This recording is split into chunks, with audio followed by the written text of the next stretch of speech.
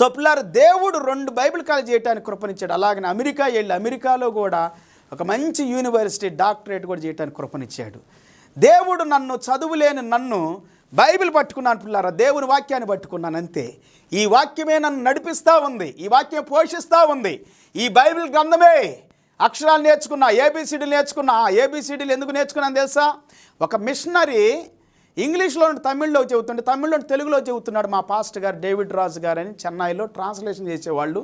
వాళ్ళు మంచి దైవజనుడు, మంచి ట్రాన్స్లేటరు, మంచి గొప్ప దైవజనుడు. ప్రభు నన్ను నిద్రించాడు. వారి కుటుంబం కొరకు ప్రార్థన చేయండి.